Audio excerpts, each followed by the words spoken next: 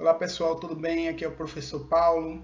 A gente está dando continuidade ao nosso estudo da cinemática. Hoje a gente vai abordar a questão da trajetória e a questão dos tipos de corpos. Bora lá! Cinemática, trajetória de um corpo. Trajetória. O que é trajetória? Podemos definir trajetória como um caminho criado por um corpo de dimensões muito pequenas, que encontra-se em movimento. Então, trajetória é o caminho criado por um corpo, que esse corpo ele deve estar em movimento. A trajetória ela é relativa. Essa palavra relativa a gente viu lá no nosso estudo sobre repouso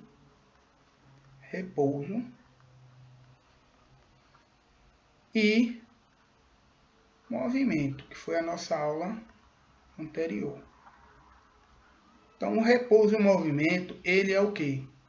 Relativo.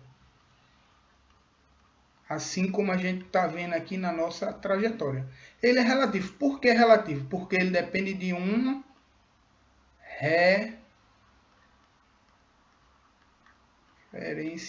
referencial. Depende de quem, do nosso referencial, depende de quem está observando. No caso da trajetória, ela também vai depender de um referencial. Vai depender de quem está observando e aonde está observando para a gente saber o tipo de trajetória que está sendo feita. A gente viu o exemplo aí de uns ciclistas, né? Numa pista. Exemplo, bora ver o exemplo aí de trajetória. Quando o avião em deslocamento horizontal com velocidade constante deixa cair um pacote com medicamentos para refugiados em terra, a trajetória do pacote vista pelo piloto é igual à trajetória vista pelos refugiados? Então aí a gente vai ter como observador primeiro o piloto, cujo referencial dele está num avião, e a gente vai ter os refugiados. São outro observador. E a sua referência vai estar no solo. Certo?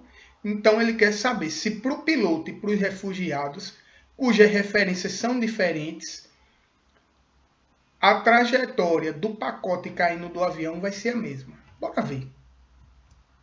O piloto verá o pacote descrever uma trajetória retilínea vertical. Como é isso? Dessa forma. O pacote vai cair de forma retilínea e vertical. Essa será a trajetória vista pelo piloto. E pelos refugiados que estão no solo. Os refugiados verão o pacote descrever uma trajetória parabólica. Trajetória parabólica é aquela trajetória que a gente vê formato de um escorrego, né? Quando a gente era pequeno, a gente via esse formato. Então a gente vê que a trajetória, dependendo do observador, da onde está o referencial, a gente vai ter formas de trajetórias diferentes. O formato vai ser diferente. Bora ver se temos mais um exemplo. Exemplo 2. E aí a gente tem uma formiga. Imaginamos que a gente pega essa formiga ela veio e subiu em cima desse relógio quando esse relógio estava parado, os ponteiros estavam parados. E ela veio desse ponto aqui, o ponteiro de minutos, e se dirigiu até o centro do relógio. E logo depois o relógio começou a funcionar, o ponteiro dos minutos começou a girar. E aí a pergunta é a seguinte: qual é a trajetória descrita pela formiga? E qual é a trajetória descrita pela pessoa que vai estar à frente do relógio? A trajetória da perspectiva da formiga. Qual vai ser essa trajetória? Bora ver. A trajetória da perspectiva da formiga, gente, vai ser essa aqui. Ó. Retilínea e vertical. Essa é a trajetória da extremidade aqui, ó, do ponteiro dos minutos,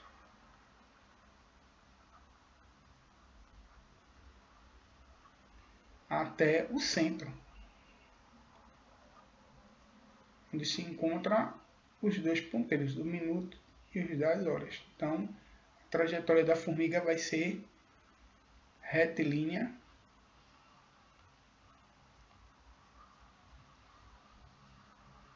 vertical.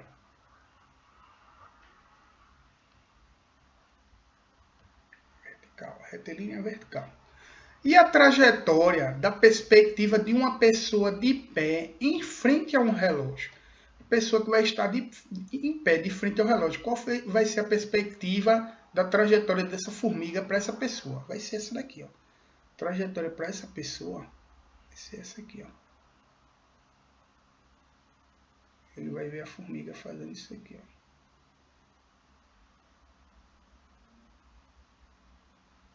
Opa, desculpa aí, viu? Errei. Mas se ela estivesse saindo do centro, né? Aí ela vai sair da extremidade do ponteiro. Então ela vai fazer isso aqui, ó.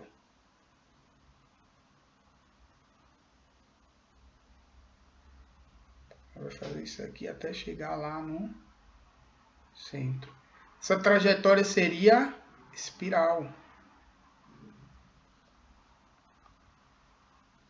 E uma trajetória em espiral, certo? Seria a trajetória vista pela pessoa que vai estar de frente ao relógio, vai ver essa trajetória feita pela formiga, certo? Bora lá. Conclusão. Qual é a conclusão que a gente tira? A trajetória de um corpo depende de um referencial para ser definido, assim como no caso do repouso ou movimento de um corpo. Então, assim como no movimento e no repouso de um corpo, a trajetória depende de um referencial para ser definido. Então, a gente não pode definir sem primeiro perguntar qual é o referencial. Ponto material e corpo extenso. Distinção. Definição de ponto material. Ponto material é um corpo cujas dimensões, corpo pode ser uma pessoa, pode ser um objeto, um carro, um móvel, um animal, pode ser qualquer coisa. Ele diz aí, ó, cujas dimensões não interferem no estudo de determinado fenômeno. O ponto material também pode ser chamado de partícula. Então, o ponto material ele também tem o nome de partícula. E suas dimensões não interferem no estudo do fenômeno. No caso da gente, do fenômeno físico. Um carro realizando uma viagem pode ser considerado um ponto material, pois suas dimensões serão desprezíveis em relação ao comprimento da estrada.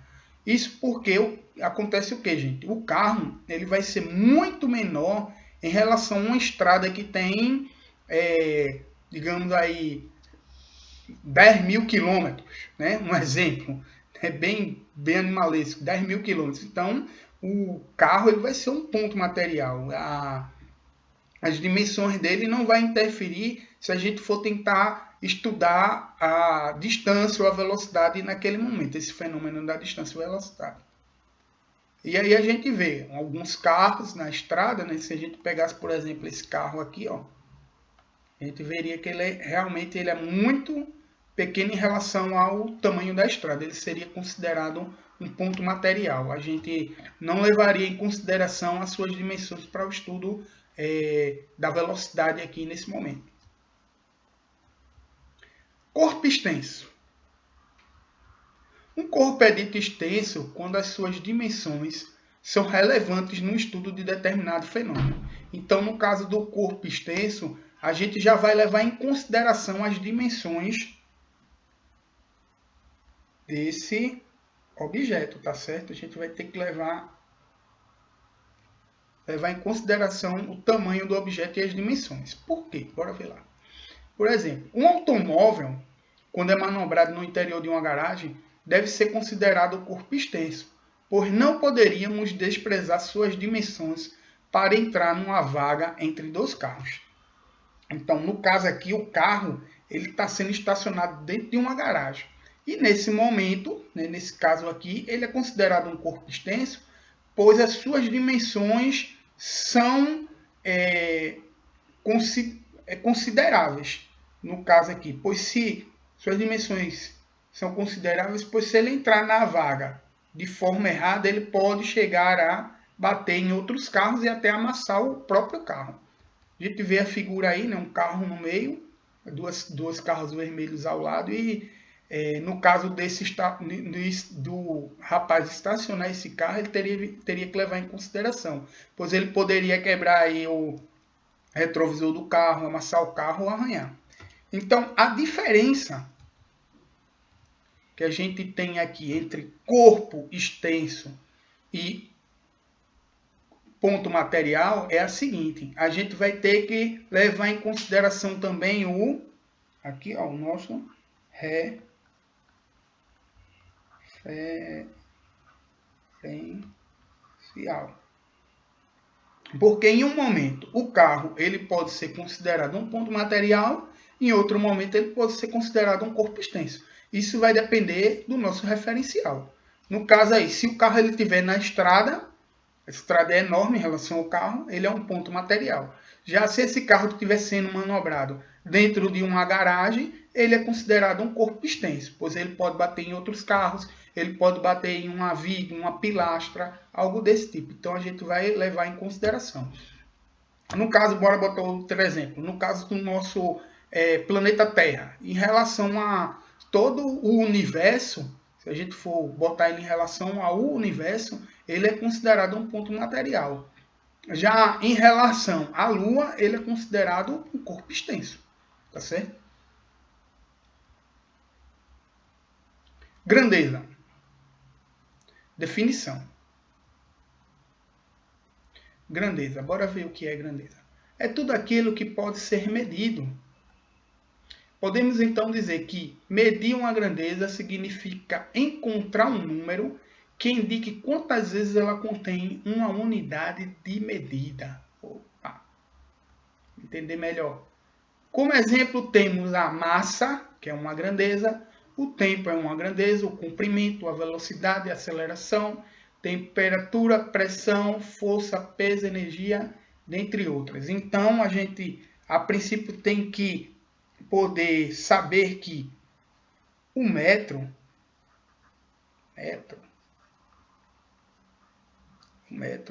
que é representado por M, ele não é uma grandeza. Uma grandeza é o comprimento.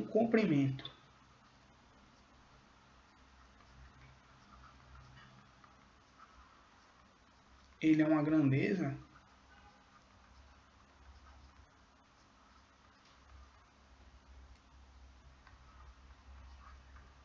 Comprimento é uma grandeza. Já o quilômetro, tá aqui o quilômetro. O quilômetro, ele é o que? Ele é uma unidade de medida.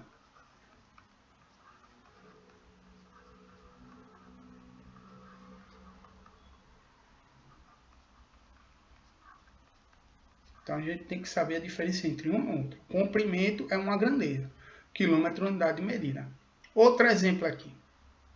O tempo. O tempo, eu vou botar aqui abreviado. É uma grandeza também. E a hora, ou um minuto, ou o segundo é unidade. Unidade de medida. Certo?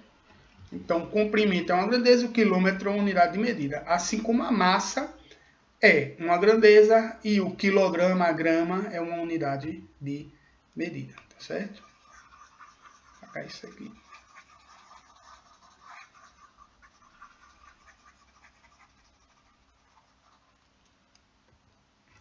Grandeza pode ser dividida em escalar e vetorial. Então, a grandeza ela pode ter suas duas divisões, escalar e vetorial. Grandeza escalar. Uma grandeza é dita escalar quando fica totalmente determinada por um número ou por uma unidade de medida. Bora entender melhor. A área é um exemplo de grandeza escalar. Opa. Quando dizemos que um terreno tem 300 metros de comprimento, sua área, 300 metros quadrados, quando dizemos que um terreno tem 300 metros quadrados, sua área está completamente determinada pelo número 300 e pela unidade de medida metro quadrado. São escalares também o comprimento, o volume, o tempo, a massa e a energia, dentre outros. Então a gente viu aí que a grandeza escalar ela fica totalmente determinada por um número e por uma unidade de medida, que no caso seria aqui o nosso 300, que é um número, isso aqui representa o número, e um metro quadrado, que é a nossa unidade de medida. Certo? Outro exemplo, sua mãe manda você ir na feira ou no supermercado comprar 2 kg de feijão.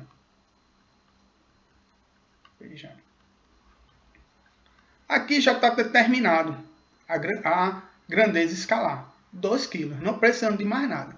Ou se ela mandar comprar 2 kg de arroz, também a grandeza já foi determinada. 2 kg, a unidade, o número e a nossa unidade de medida. Simplesmente isso. E aí a gente vê o exemplo de um termômetro digital que ele dá a nossa grandeza escalar, que seria 39 graus Celsius. Né? 39 representa o número e o Celsius a unidade de medida. Grandeza vetorial. O que é a grandeza vetorial? Uma grandeza física vetorial, para ficar completamente definida, necessita, além do valor numérico e unidade de medida, além do valor numérico aqui, ó, além desse valor numérico e unidade de medida, de uma informação geométrica. Opa, ele necessita de uma informação geométrica, que nos dá a orientação especial da grandeza. Bora ver isso direitinho. A força é um exemplo de grandeza vetorial. A força. E aí a gente vê um carrinho puxado por 3 garotos. Eles estão fazendo uma determinada força nesse carrinho. Lá na frente, a gente vai estudar que a unidade de força é o nosso Newton, que é representado pela letra N. Então, imaginamos que os garotos fazem aqui uma força que seria F, representado por F, igual a 10 Newton. A gente vai ter aqui o nosso número, que é o 10, e a nossa unidade de medida, que é o Newton, que é o nosso N. Então, aqui a gente já tem uma grandeza escalar. A gente teria uma grandeza escalar. Só que a força, ele diz que a força é uma grandeza vetorial. Por quê? Porque ela, além de ter o valor numérico e a unidade de medida, ela vai ter a informação geométrica. O que é essa informação geométrica, professor? A informação geométrica é a direção e o nosso sentido.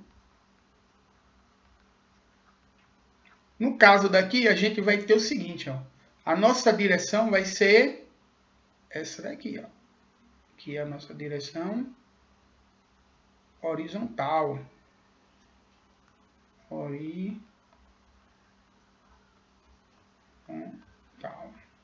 E o nosso sentido aí, professor? No caso aqui seria da esquerda